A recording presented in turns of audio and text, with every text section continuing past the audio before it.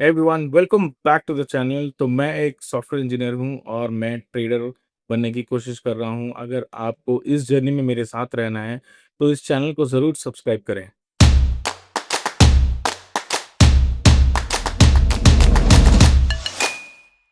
तो चलिए आगे बढ़ते हैं हमारे वीडियो की तरफ। तो अगर आप मेरे स्क्रीन पे देखोगे, शो यू या तो अगर आप मेरे स्क्रीन पे देखोगे तो यहाँ पे बहुत सारी होल्डिंग्स मैंने आज सेल की है। इन टोटल 11 होल्डिंग्स मैंने आज सेल की है। और अगर आप होल्डिंग्स पे जाओगे तो देखो मैंने अपनी होल्डिंग्स ज़ीरो कर दी है आज। क्यों मैंने ज़ीरो की है आज इस लॉजिक पे बात करेंगे, क्योंकि बहुत बार ऐसा होता है कि हम पोजीशंस लेके बैठते हैं और डिसिप्लिन मेंटेन करते हैं, लेकिन जो रिजल्ट है वो डिफरेंट आता है। I tell you why I sold everything. चलते हैं कंसोल पे और यहाँ पे देखते हैं। अगर आप अपने पीएनएल हमारा पीएनएल रिपोर्ट देखोगे तो यहाँ पे let's go to current year, और यहाँ पे आप करंट फाइनेंशियल ईयर पे देखोगे तो यहाँ पे हमारा जो टोटल रियलाइज पीएनएल है वो 65,000 है, और जो हमारा नेट पीएनएल है वो 31,000 है। तो यहाँ पे अगर आप देखो बहुत ज़्यादा चार्जेस जो है हमने दिए हैं यहाँ पे। ऑलमोस्ट 22 प्लस 12 इज 34-35,000 जो हमने आई थिंक 34,000 हमने ओनली चार्जेस पे दिए। तो ये बहुत ज़्यादा प्रॉब्लमेटिक हो गया है। अगर आप देखो ट्रेड्स कम है अगस्त में, अगर आप देखो मुझे लगता है 2-3 ट्रेड ही है, लेकिन जुलाई मंथ और जून मंथ में बहुत सारे ट्रेड्स थे, बिकॉज़ बहुत सारे स्टॉप लॉस हिट हो रहे थे, बहुत सारे टारगेट हिट हो रहे थे।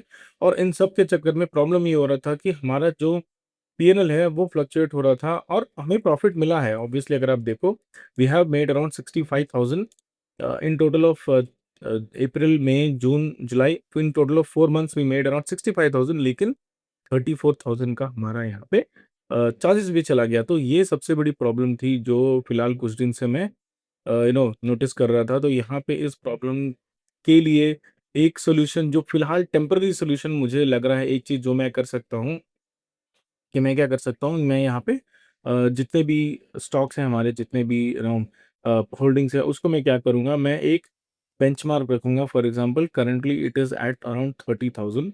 अगर 30,000 के आसपास ओवरऑल पोर्टफोलियो अगर 30,000 के आसपास आता है until it hits the stop loss और द टारगेट, तो यहाँ पे मैं एक एग्जिट ले लूँगा। उसका लॉजिक ये है कि आई थिंक समवेयर इन जून के आसपास, देखो जून या जुलाई में, आई डोंट रिमेंबर एग्जैक्टली, पर मेरा अनरियलाइज्ड पेनल अराउंड 48,000 था। लेकिन जब मैं बुक करने गया धीरे-धीरे करके, because I was waiting for the target and the stop loss. जो मेरा टारगेट है वो 15,000 का होता है और जो मेरा स्टॉप लॉस है वो 5,000 का होता है हमेशा। और डिपेंडिंग ऑन 15,000 एंड 5,000। तो यहाँ पे आप देखो बहुत सारे स्टॉक, एक स्टॉक बंधन बैंक का इग्नोर करो, यहाँ पे एक सडन फॉल हुआ था। बट अगर आप देखो ऑलमोस्ट ये 5,000 6,000 के आसपास ही। तो कुछ स्टॉक्स जो है जैसे 6,800 मैंने एक्विस में बुक किया था, बिकॉज़ मार्केट खुला ही बहुत नेगेटिव में था। सिमिलरली बंधन बैंक, बाकी सब स्टॉक देखो तो 14-15,000 मैंने बुक किया है, और इन रिटर्न मैंने 4 टू 5,000 का यहाँ पे स्टॉप लॉस लिया है।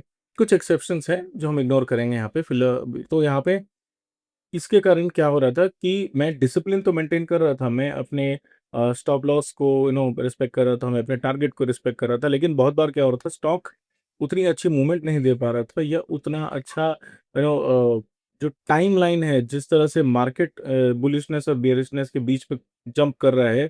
तो यहाँ पे एक साइडवेज मार्केट हमें बीच में बहुत दिन से देखने को मिला, तो उसकी वजह से जो प्रॉफिट है वो ऑलमोस्ट मेरे हाथ से निकल रहा था।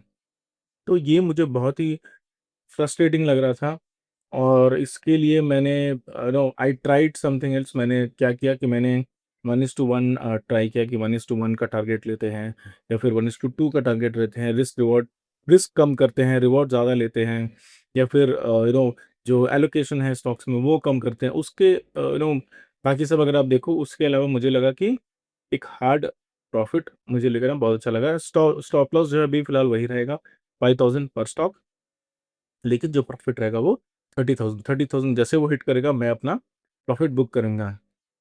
और एक चीज़ मैं यहाँ ज़रूर बताना चाहता हूँ, यहाँ पे अगर आप देखो जो स्ट्रैटेजी मैं अभी फ़िलहाल कुछ दिन ट्राई करने वाला हूँ, अगर आप किसी भी प्लेटफ़ॉर्म पे जाके या फिर एआई पे जाके अगर आप पूछो, क्योंकि मैंने एआई को पूछा कि क्या ये सही है? तो एआई ने बोला ये बहुत गलत स्ट्रैटेजी है, इससे आप बहुत बड़े विनर्स को लूज़ कर जाओगे। But I don't trust AI and I don't trust anything else.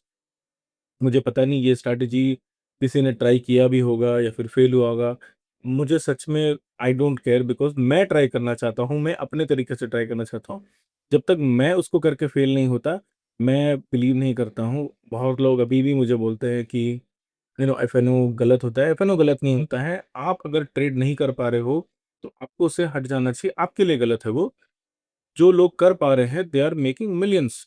तो यहाँ पे इसी तरह से ये स्ट्रैटेजी भी, ये हो सकता है मेरे लिए काम आए, आपके लिए काम ना आए, लेकिन ये जो स्ट्रैटेजी है कुछ दिन में हम अभी धीरे-धीरे करके हम इम्प्लीमेंट करेंगे। कल एक नया सेट ऑफ स्टॉक्स मैं देखूँगा, मुझे एक नया लिस्ट चाहिए जिसमें मैं इन्वेस्ट कर सकूँ। फिलहाल जो स्टॉक्स इस लिस्ट में नहीं है, इसको हटा के जो भी स्टॉक्स हैं, वो मैं फिलहाल इन्वेस्ट करने के लिए देखूँगा कि कौन से स्टॉक्स हैं, जो फिलहाल हम देख सकते हैं, फिलहाल हम इन्वेस्टमेंट के लिए यहाँ पे खोज सकते हैं। तो ये सारे स्टॉक्स मैं अभी फिलहाल देखूँगा।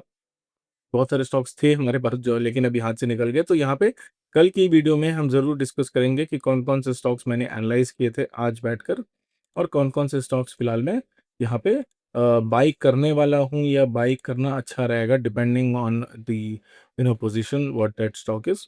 तो धीरे-धीरे करके हम उन स्टॉक्स में इन्वेस्टमेंट करेंगे, एमटीएफ लेंगे या फिर डायरेक्ट इन्वेस्टमेंट करेंगे, इस बात पे भी कल एक डिटेल डिस्कशन होगा। तो कल का वीडियो देखना ना भूलें। So that is all for the video today. अगर आपको इस तरह का कंटेंट अच्छा लगता है, तो please do subscribe to the channel. Thank you.